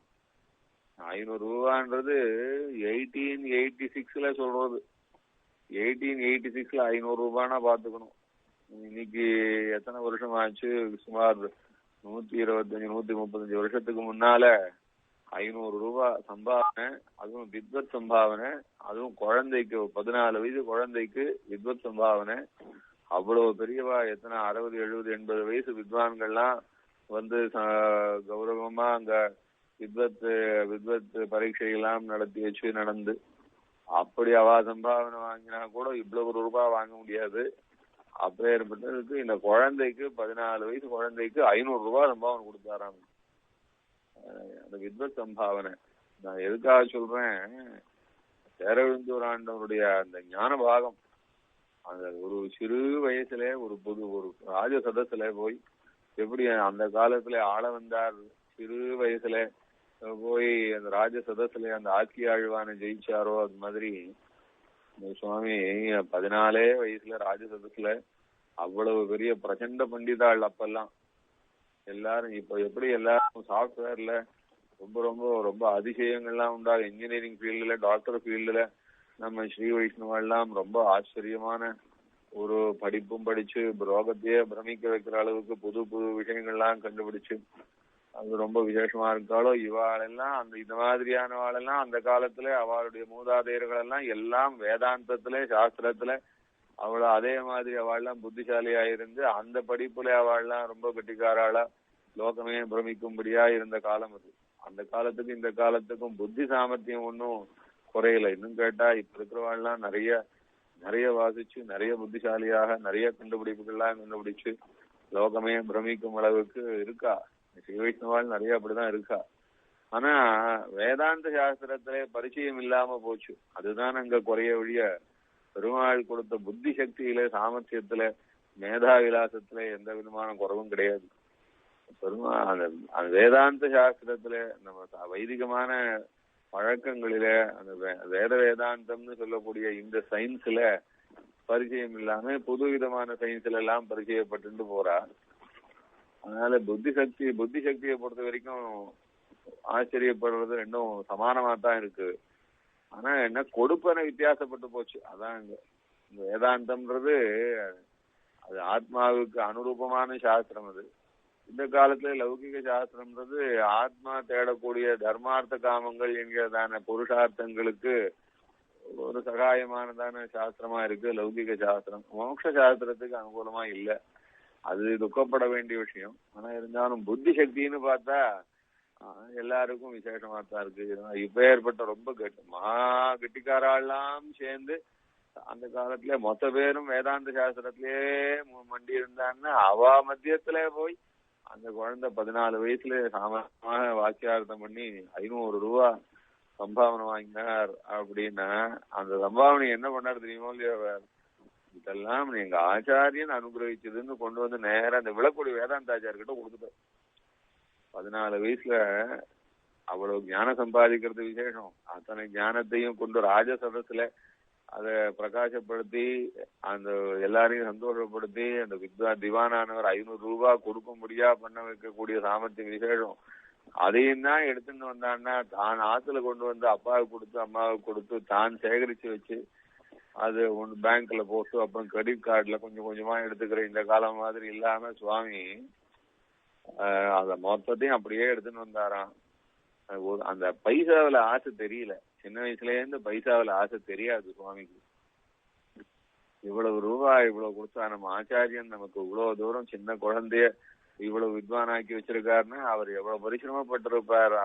அவருடைய பரிசிரமத்தெல்லாம் நேரம் பார்த்திருக்கோம்னா ஆச்சாரியால் காலக்ஷேமம் சாதிக்கச்சே அதனுடைய அவ பண்ற பரிசிரமங்கள் நேரம் பார்த்திருந்தா தெரியும். தங்களுடைய அனுஷ்டானத்தை முடிச்சுண்டு அத்தனைக்கும் மத்தியத்திலே எந்த விதமான எதிர்பார்ப்பும் இல்லாம இதனால் இந்த குழந்தைக்கு ஒரு நாள் உட்கார வச்சு ஒவ்வொரு நாளும் 3 மணி நேரம் 4 மணி நேரம் காலக்ஷேபம் காலை நீட்டாம மடக்காம கட்டி போட்டா போல உட்கார்ந்து கொண்டு மேற்கொண்டு அடுத்த வேலைக்கு ஒரு நயா பைசா உண்டா இந்த குழந்தையினாலே என்ற எண்ணமே இல்லாமே சுரக்கும் சுரவிகள் போல் சொரியின்றனர் சொல்ல முதேன்னு திருக்குழந்தை ஆண்டவன் தேசியனுடைய ஸ்ரீசூக்கி எடுத்து அடிக்கடி சொல்லும். எப்படி ஆகும் அந்த பசுவானது கண்ணுக்குட்டிக்கு பால் கொடுக்குச்சே, இந்த கண்ணுக்குட்டி பால் கொடுத்தா நமக்கு பணம் வரும், 10 பேர் கொண்டாடுவா, பத்தியா கண்ணுக்குட்டிக்கு தாய்ப்பால் பசுவானது மறக்காம சுரக்காம மறைக்காம அது என்னவா சுரந்து கொடுக்கறது அப்படின்னு எல்லாரும் கொண்டாடுவா, போஸ்டர் அடிச்சு ஒட்டுவா. தாய் பசுவானது கண்ணுக்குட்டிக்கு பால் கொடுத்துராக்கும் என்று போஸ்டர் அடிச்சு ஒட்டுவா. அப்படின்லாம ஆசைப்படுறது, போஸ்டருக்கு ஆசைப்பட்டு சொல்றதா, 10 பேர் பாராட்டுவான்னு சொல்றதா, இல்லைன்னா பைசா கிடைக்கும்னு சொல்றதா, என்னன்னு சொல்றது. அந்த பசுவானது தாய் பசுவானது கண்ணுக்குட்டிக்கு பால் சுரக்கிறா போல ஆச்சாரியால் அப்படின்னா காலக்ஷேமம் சாதிப்பா. அதனால சிறுபயனில் படியாத தகவோர் எம்மை சேர்க்க அடைக்கலங்கொண்ட திருமால் தானே மறுபிறவி அழித்தழியா வானில் வைக்கும் மனமே நீ மகிழாதே இருப்பதென்கொள் உருவதுனக்குறைக்கேன் இங்கிருக்குங்காலம் ஒரு பழையும் புகுதாத குணத்தை வேண்டி பெறுவதெல்லாம் இங்கே நாம் பெற்று வாழ பேரடிமையால் ஏதந்திகழேல் நீயே. தேசிக பிரபந்தம் தேசியனுடைய ஸ்ரீசூக்தி ஒன்னொன்னும் ரத்னமானது.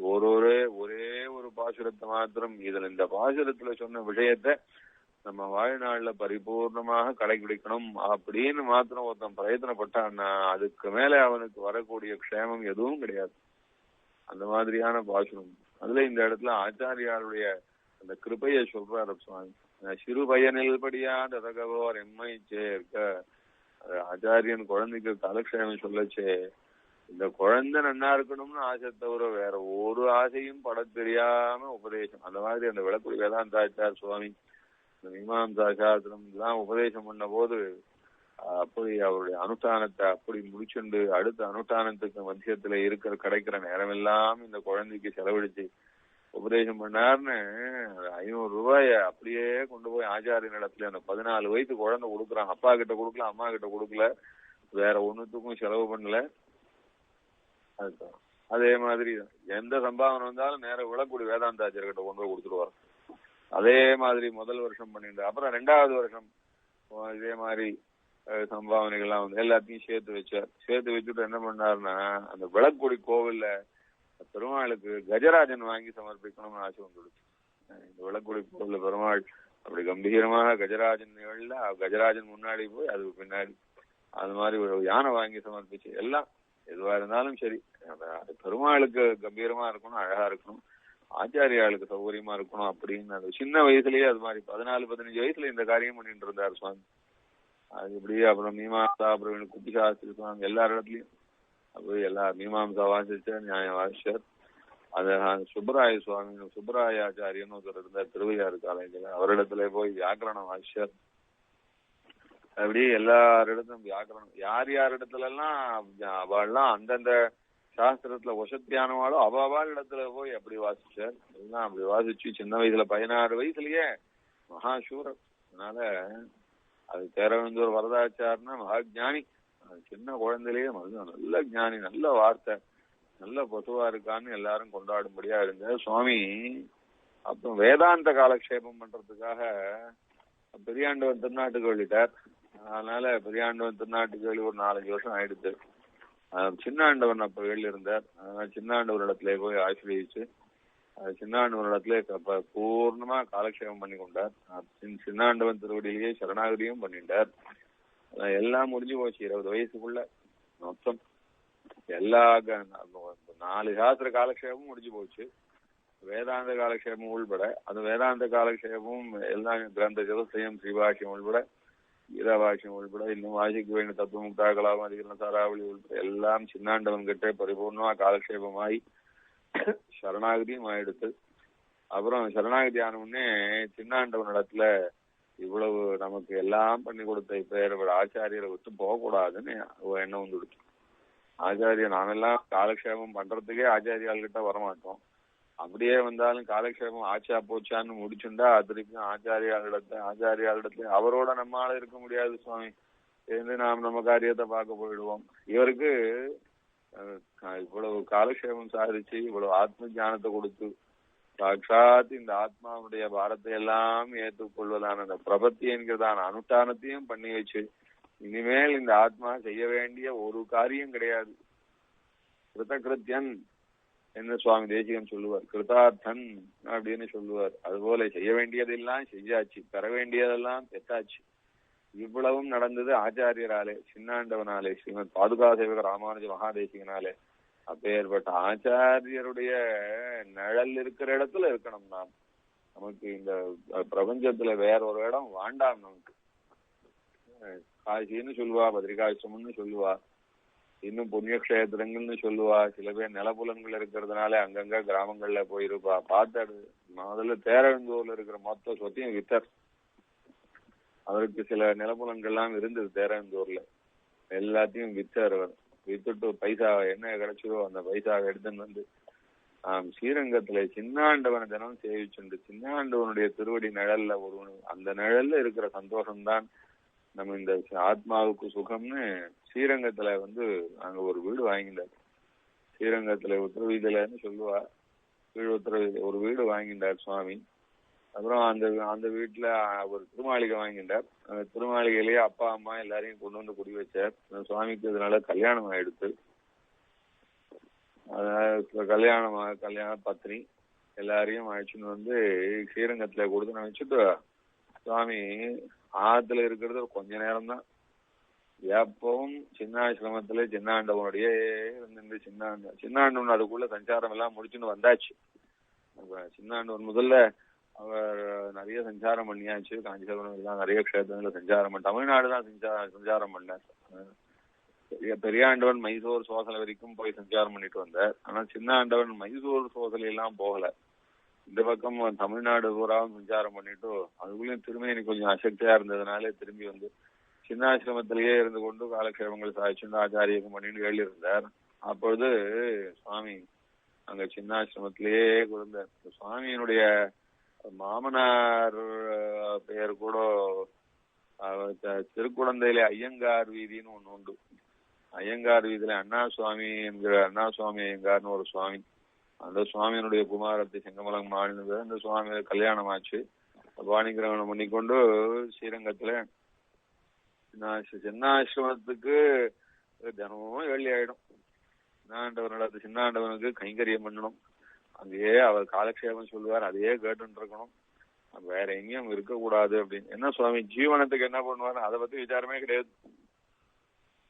ஜீவனம் பெருமாள் சாதம் போடுவார், ஆம்படியாளுக்கு யாரு சாதம் போடுவா, எல்லாம் பெருமாள் சாதம் போடுவார். அப்பா அம்மா இருக்காளே பாவம் வயசானவா, எல்லாம் அவளுக்கும் சாதம் போடுவார், எல்லாம் பெருமாளே சாதம் போடுவார். ஆசிரமத்துல சுத்திட்டு இருந்தா எங்கேயாவது போய் இந்த வித்வத்தை காட்டி இல்ல வேதத்தை பாராயணம் பண்ணி ஏதாவது ஒரு புரோகிதம் பண்ணி வச்சு ஒரு நயா பைசா சம்பாதிக்கிறதுக்கு கையாலே பைசா வாங்கி பழைக்கணும் அப்படின்ற நினைப்பே இல்லாம இருந்தார் சுவாமி. ரொம்ப அந்த அந்த சின்ன வயசுல அப்படி இருந்துட்டு இருக்கச்சே சின்னாண்டவனுக்கு திருமேனி ரொம்ப அசக்தி ஆயிடுத்து. அது சின்னாண்டவனுக்கு திருமேனி அசக்தியா எடுத்து அது அரௌண்ட் 1892 சொல்லணும். அப்ப சுவாமிக்கு 20 வயசு. சுவாமி அவதாரம் 1872. தேரவந்தூர் ஆண்டவனுடைய பூர்வாசிரமத்திலே சுவாமிக்கு தேரவந்தூர் வரதாச்சார்னு திருநாமம். தேரவந்தூர் வரதாச்சாரா இருக்கிற 1872 அவதாரம். 1892 வாக்குல பாதுகாசேகராமானுஜ மகாதேசிகன் ஆச்சாரியருக்கு ரொம்ப சிறுமியின் ரொம்ப அசக்தியா இருந்தது. அப்ப சுவாமிக்கு 20 வருஷம் தான், 20 வயசு தான். அடுத்த ஆச்சாரியரை யாரையாவது நியமிக்கணும் அப்படின்னு ஆசைப்பட்டா, காடந்தேத்தி ஆண்டவன வாழ்லாம் பூர்வாசிரமத்துல இருந்தா, ஆனா யாரும் ஒத்துக்கல. நிறைய சிஷ்யாள் உண்டு, நிறைய சிஷ்யாள் காலக்ஷேபம் பண்ண, பெரியாண்டவனிடத்திலே காலக்ஷேபம் பண்ண சிஷ்யாலே நிறைய பேர் இருந்தா, அப்புறம் சின்ன ஆண்டவனிடத்துல காலக்ஷேபம் பண்ணவா சிஷ்யாலும் நிறைய பேர் இருந்தா, யாரும் ஒத்துக்கல. இந்த பெரியாண்டவனுடைய ஆசிரமத்துக்கு பெரியாண்டவன் போல அவ்வளவு பெரிய வசத்தியான சாமியாரா யாரால இருக்க முடியும்? இது பேர்பட்ட ஆச்சாரியராக இருந்தும் கொஞ்சம் கூட ஆகாரம்னா நினைப்பே இல்லாம, அதே மாதிரி லௌகிக சுகங்கள்லாம் ஒண்ணுமே தெரியாம ரொம்ப அப்படியே சாஸ்திரம், பகவத் விஷயம், பகவத் அனுபவம், காலக்ஷேபம் இது மாத்திரம் பண்ணி கொண்டு இருக்கணும்னா எப்படி முடியும்? அது எப்படி ஒரு மெஷின்னா கூட அதுக்கு போட வேண்டிய அது பெட்ரோலியோ இல்ல எலக்ட்ரிசிட்டியோ சப்ளை பண்ணாதானே அந்த மெஷின் வேலை செய்யும். பெரியாண்டவன் எப்படி இருந்தாலும் ஒன்னும் ஆகாரமே கிடையாது, ஆனா 54 வருஷம் சாதுர்மாசியமா இருந்து ஏதோ சொல்ப ஆகாரம், ஒரு நாளைக்கு ஒரே ஒரு வேளை மாத்திரம் சாப்பிட்டு பரிபூர்ணமா ஆச்சாரியரா இருந்து சிஷ்யாளுக்கு அனவரதம் காலக்ஷேபம் பண்ணி கொண்டு எப்படி ரொம்ப விரக்தியோட ஒரு நயா பைசா என்னாலே தெரியாது. அந்த மாதிரி பைசா என்ன ரவுண்டா இருக்குமா ஸ்கொயரா இருக்குமானே தெரியாது. அந்த மாதிரி ஒரு ஏகாந்தத்திலே ஒரு ஆசிரமத்துல இருந்து கொண்டு யாரால இருக்க முடியும்? அதனால அந்த பெரியாண்டவன் ஸ்தானத்துக்கு நாம ஆச்சாரியரா யாரால அவமானப்பட முடியும்? அந்த சுவாமி எப்படி இருந்தார், இந்த சுவாமி இப்படி கெடுக்கிறார் இந்த ஆசிரமத்தை அப்படின்னு இந்த பேச்செல்லாம் வாங்குவது நியாயம். பெரியாண்டவனுக்கு ஈடா நம்மளால வர முடியாது. அதெல்லாம் அந்த மாதிரியான நினைப்பு வரதே மகா தப்பு என்று எல்லாரும் ஒதுங்கினா, சின்னாண்டவன் தான் பெரியாண்டவனுடைய ஒரு அனுகிரகத்தினாலே அந்த ஸ்தானத்துக்கு பெரிய ஆசிரமத்தினுடைய கௌரவத்தை நல்லா காப்பாத்தின்னு இருந்தார். ஆனா திருப்பியும் அதே மாதிரி காப்பாத்தணும்னா எல்லாருக்கும் பயம். யாரால முடியும்? பெரியாண்டவன் மாதிரி ஆச்சாரியனா இருக்க முடியாது அப்படின்னு எல்லாருக்கும் பயம். அப்போ இந்த தேரவந்தூர் ஆண்டவன் சுவாமி 20 திருநட்சத்திரம் சுவாமி அப்பதான் கல்யாணமாயி அந்த சுவாமியானவர் சின்னாண்டவரிடத்துல ஒன்னும் சோகிக்க வேண்டாம், பெரியாண்டவன் சம்பிரதாயத்தை அடியனிடத்துல அனுகிரகிச்சா அடியன் காப்பாத்துறேன்னு ஆரம்பிச்சுப்பாங்க. இந்த வார்த்தை சொல்லுவாளா யாராவது?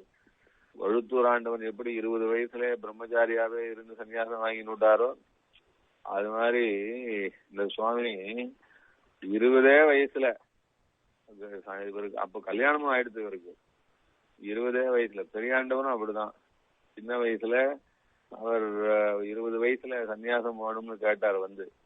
பெரியாண்டவனும் 20 வயசுல சன்னியாசம் வேணும்னு கேட்டார். அப்ப அவருக்கு கல்யாணம் ஆயிருந்தது.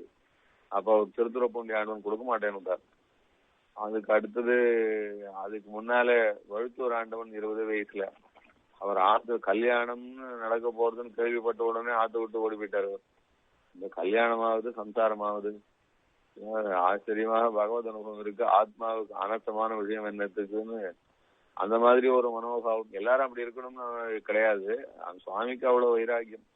பழுத்தூராண்டவன் எப்படி 20 வயசுக்குள்ள சன்னியாசி ஆனாரோ, எப்படி பெரியாண்டவன் 20 வயசுக்குள்ளே சன்னியாசி ஆகணும்னு ஆசைப்பட்டு ரொம்ப பிரார்த்திச்சாரோ, அதே போல தேரந்தூராண்டவன் 20 வயசுல சன்னியாசி ஆகணும்னு பிரார்த்திச்சார். அவர்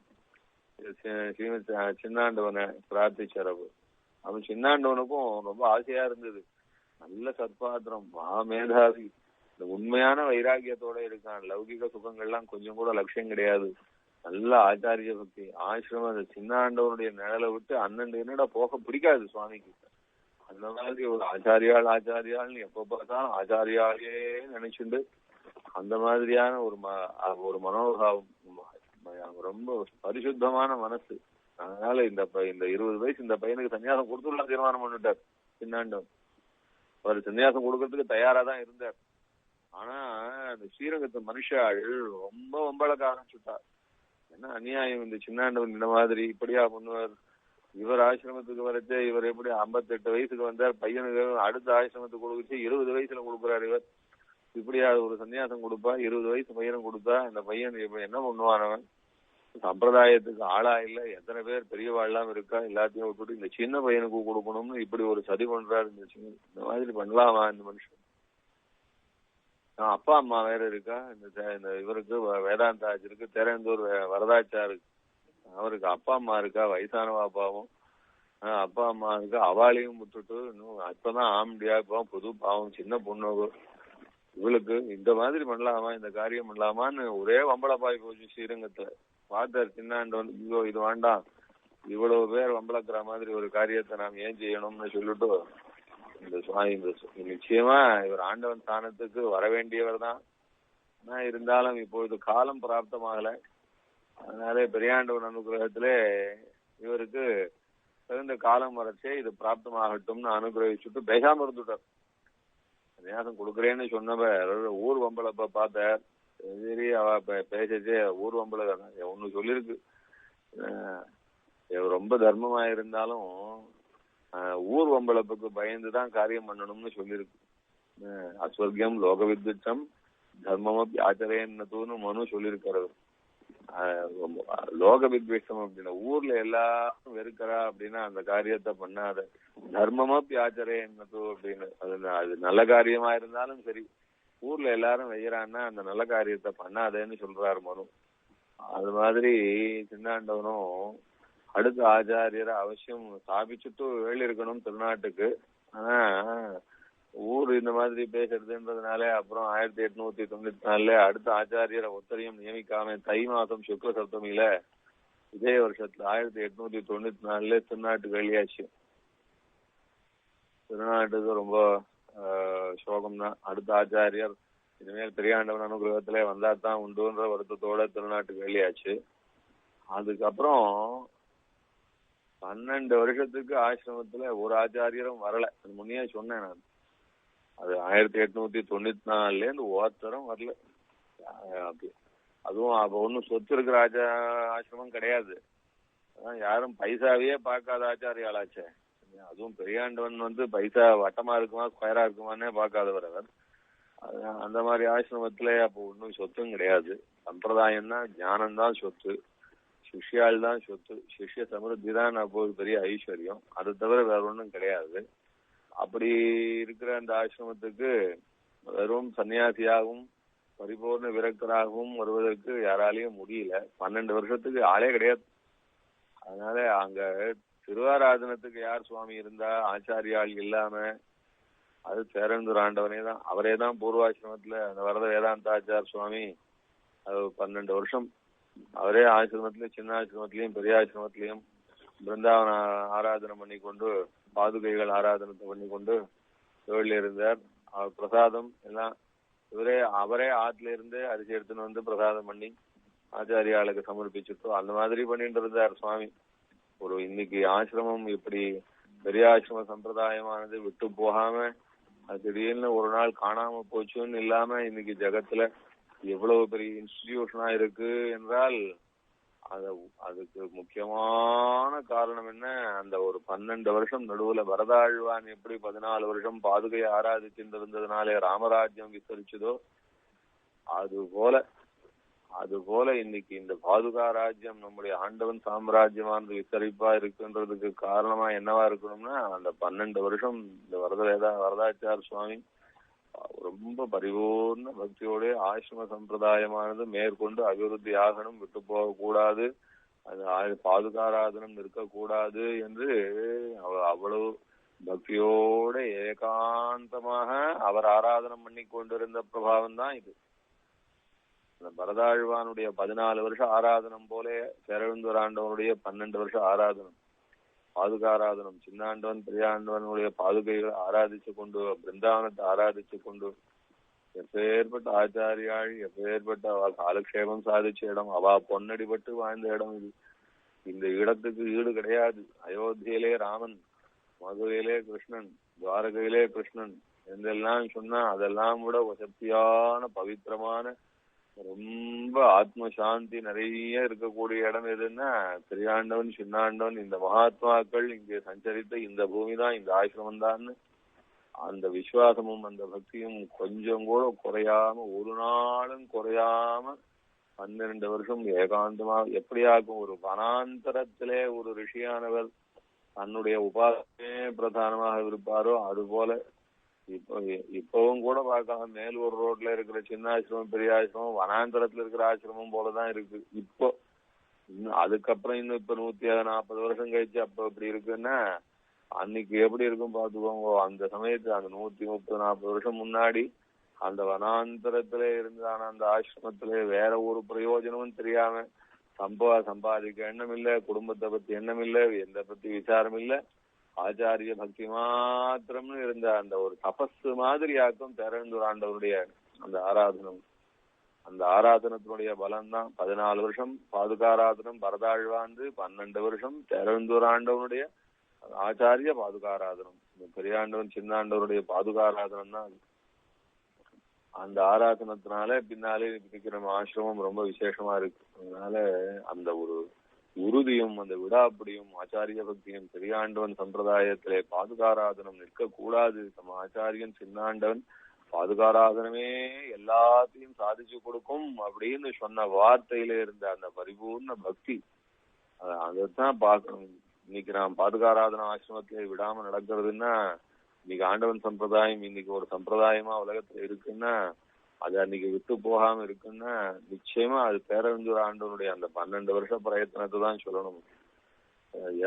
வேற எந்த அபிலாஷையும் இல்லாம ஆண்டவன் பாதுகாராதனம், ஆண்டவன் சஞ்சரித்த பொன்னடிப்பட்டதான் ஆசிரமம் என்கிற இதே ஆசையோட விடியற்காக எழுந்து வந்து ஆசிரமத்துக்கு அருகே இருக்கிற காவேரியிலே நீராடி அங்கேயே அனுஷ்டானத்தை முடிச்சுண்டு தீர்த்தங்களை வேலை பண்ணி கொண்டு வந்து ஆசிரமத்துக்குள்ளே வந்து ஆசிரமத்தை சுத்தம் பண்ணி அந்த நல்ல பரிசுத்தமாக சுத்தம் பண்ணி வைக்கும்.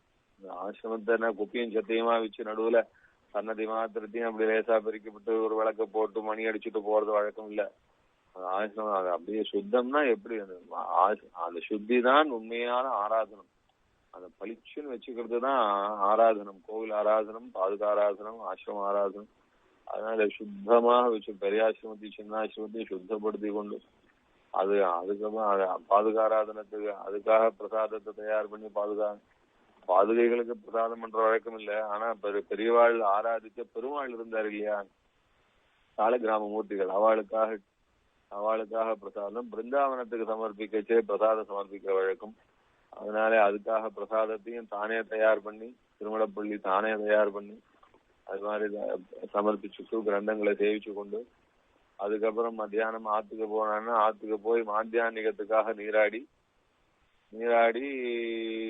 திருவாராதனத்தை பண்ணி ஆத்து பெருமாளுக்கு அங்க ஆத்து தளிகை சமர்ப்பிச்சுட்டு அங்க அமுது செய்துட்டு திருப்பியும் உடனே ஆத்துல உட்கார பொறுக்காது, உடனே ஓடி வந்துடுவார். திருப்பியும் ஆசிரமத்துல சின்னாண்டவன் நிழல் இருந்த இடம், இந்த திருவடிப்பட்ட இடம், பெரியாண்டவன் நிழல் இருந்த இடம், அவா பொன்னடிப்பட்ட இடம்னு அந்த ஆசையோடையே திரும்பி வந்து அந்த சின்னாண்டவருடைய நினைப்பிலேயே இருந்து கொண்டு அங்கேயே கிரந்தங்களை சேவிச்சுண்டு ஆச்சாரியால் சாதிச்ச கிரந்தங்கள் சேவிக்கச்சே ஆச்சாரியால் இந்த இடத்துல இந்த அர்த்தம் சொன்னா இந்த அர்த்தம் சொன்னான்னு அந்த குரலோட ஆச்சாரியன் சாதிச்ச குரலையே நினைச்சு அந்த அர்த்தத்தெல்லாம் வாசிச்சுண்டு அது மாதிரி அதான் பேரழுந்தூர் ஆண்டவனுடைய அந்த ஆச்சாரிய பக்தி சொல்லியும் ஆளாது. பிரியாவுக்கும் அங்கேயே இருந்து சாயங்காலமானவுடனே திருவிளக்கு திருவிளக்கு சேர்த்து ஆச்சாரியரை சேவிச்சுட்டு சந்தியாவந்தனாதிகளை முடிச்சுட்டு திருப்பியும் சாயங்காலம் ரொம்ப நன்னா அஸ்தமிக்கிற வரைக்கும் ஆச்சாரியருடைய சரித்திரத்தையும் அவ சாதிச்ச காலக்ஷேபங்களையும் அந்த கிரந்தங்களை வச்சுண்டு சேவிச்சுண்டு இருந்துட்டு யாராவது காலக்ஷேபம் கேட்டான்னா சாதிப்பார். அதுவும் உண்டு. வந்து கேட்கிறவாளுக்கு காலக்ஷேபாதிகள் காத்தாலையும் சாதிப்பார், மத்தியானமும் சாதிப்பார்.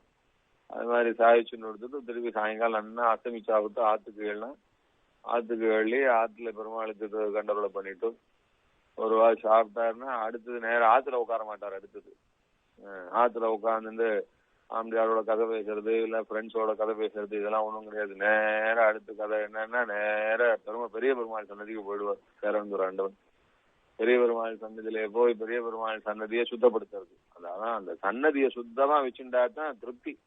ஆச்சாரிய சன்னதியும் எப்படிதான் பெருமாள் சன்னதியும் அது நல்லா சுத்தமா அது தரவழிக்கிற கைங்கரியம்னு பேரு. பெரிய பெருமாள் சன்னதியிலே திருவரங்கன் சன்னதியிலே அந்த சன்னதியை தினந்தோறும் போய் பரிசுத்தமா அந்த சன்னதியை சுத்தப்படுத்திட்டு அப்பெல்லாம் இந்த மாதிரி ஃப்ரீயா இருந்தது. இப்பெல்லாம் ரொம்ப கஷ்டம். இந்த மாதிரி கைங்கரியத்துக்கெல்லாம் நம்ம போறான்னா பெருமாளை சேவிக்க விட மாட்டேங்கிறா. அதுக்கு கியூ வச்சுட்டா கவர்மெண்ட்ல அதுக்கு கட்டணம் வேற வச்சுட்டா அதுக்கு வேற நிறைய தடுப்புகள்லாம் வச்சிருக்கா. இப்படி அந்த காலத்துல ரொம்ப சகஜமா பெருமாளுடைய சன்னதி அப்படி இருந்தது. அதான் போய் நன்னா சுத்தம் பண்ணிட்டு திருவரங்கன் சன்னதி உள்ள வெளியில திருவண்ணாழி பிரகாரம் அடுத்த பிரகாரம் எல்லாத்தையும் சுத்தம் பண்ணி முடிஞ்ச வரைக்கும் நன்னா சுத்தம் பண்ணிட்டு பெருமாளை சேவிச்சுட்டு ரங்கநாதன் அது பாதுகாதேவியே நினைச்சுட்டு பாதுகாதேவிக்கு அது தன்னுடைய பாதுகாசுகாத்திரத்தை அனுசந்தானம் பண்ணி கொண்டு திருவாயுமொழி அனுசந்தானம் பண்ணி கொண்டு அந்த மாதிரி ரொம்ப அழகா பெருமாளை சேவிச்சுட்டு திருப்பி ஆத்துக்கு வந்து சேவிச்சுட்டா விடிய காலையில திருப்பி எழுந்து ஓடுவார். சின்ன ஆசிரமத்துக்கு ஓடி சின்ன ஆசிரமத்தை பார்த்து பெரிய ஆசிரமத்தை பார்த்து இதே மாதிரி 12 வருஷம். எதுக்காக சொல்றேன், அந்த வயசுல எல்லாரும் என்ன பண்ணுவா அப்படின்னா 20 வயசுல எல்லாரும் என்ன பண்ணுவா, ஆஹா நம்ம இருக்க போற 70-80 வயசு வரைக்கும் சௌகரியமா இருக்கணும்னு சொல்லிட்டு எல்லாரும் பைசாவை தேடி ஓடுவா. தேவேந்திர ஆண்டவன் ஆச்சாரியாருடைய நிழல் பட்ட இடம்னு ஓடிட்டு இருந்தாரு. அந்த மாதிரி இருந்தார் தேவேந்திர ஆண்டவன். இதே போல 1905 வரைக்கும் இப்படிதான் 5 வரைக்கும் இப்படிதான் ஆயிட்டு இருந்தது. அதுக்கு மேற்கொண்டுதான் காடந்தேத்தி ஆண்டவன் ஆசிரமத்துக்கு எழுதினார். இந்த விஷயம் அடுத்த வாரம் பார்க்கலாம். கவிதார்க்கிக சிம்மாய கல்யாண குணசாலினே ஸ்ரீமதே வெங்கடேசாய வேதாந்த குரவே நமஹ. சுவாமி அரியன் பாக்கியம். அரியன் சுவாமி அரியன் பாக்கியம் ரொம்ப நன்னா இருந்தது சுவாமி. அடுத்த வாரம் பார்க்கலாம். புதமா அடுத்த வாரம் பார்க்கலாம். அரியன் தாசன்.